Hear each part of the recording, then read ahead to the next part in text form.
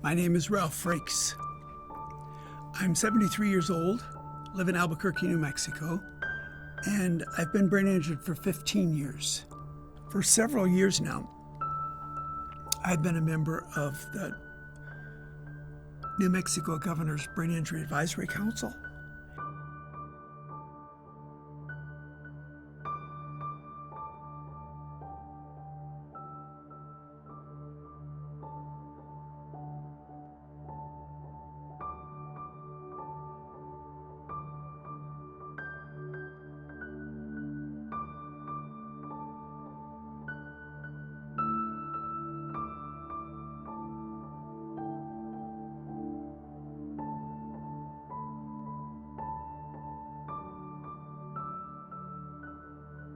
Prevention is one of the big issues that we work with.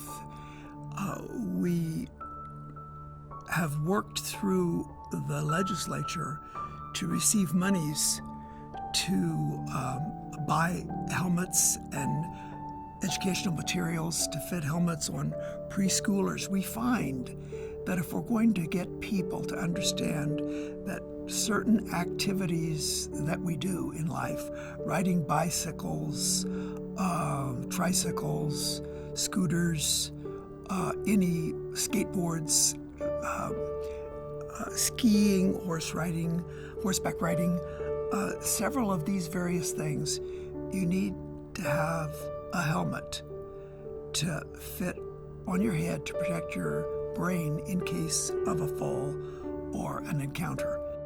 It's hard to get people who are like even teenagers to change their behaviors. But if we start with kids who are preschool, we can maybe have them start to understand that this is just part of their life. Just like when you get in a car, how many of us now automatically put on our seatbelt? Well, we had to learn that because we didn't do it for years.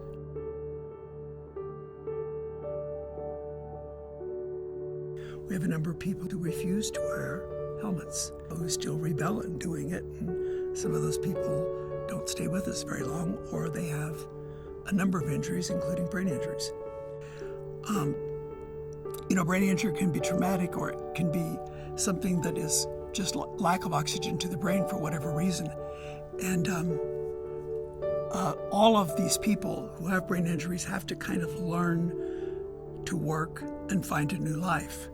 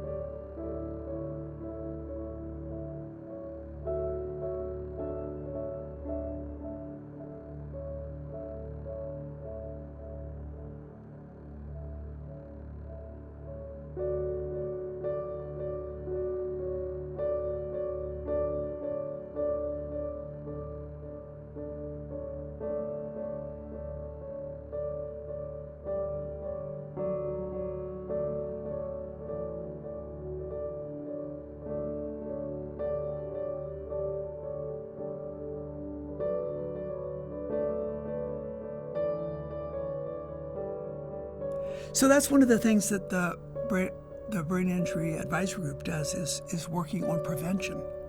We also work on just basic education about brain injury. And hopefully this is part of that, is that we're educating people about what brain injury is, how it changes your life, and how you can still, have a future. And I hope to be on the council and help with that as long as I can. When I had my accident, I was 58 years old, and it was a car accident. The accident, I was turning left, and basically there was a car with a trailer right in front of me, and I guess I didn't anticipate well enough because I didn't make the turn, and a truck, several-ton truck, hit me at 75 miles an hour, and I was pretty much stopped, so it was a major accident. The first year of recovery was intense. I had to have a helper, a daily helper, because I couldn't walk or drive, and I had a lot of therapy to do. My brain injury was discovered when I was still in the hospital in Midland, and they basically found out very quickly that things were not operating correctly for me. My spirit was still good, but I obviously was having trouble remembering things and making connections. Most of my damage is in my frontal lobe, but I have trouble making judgments, sequencing, basically trying to plan ahead, organize, decision making. Having a life means various things to people.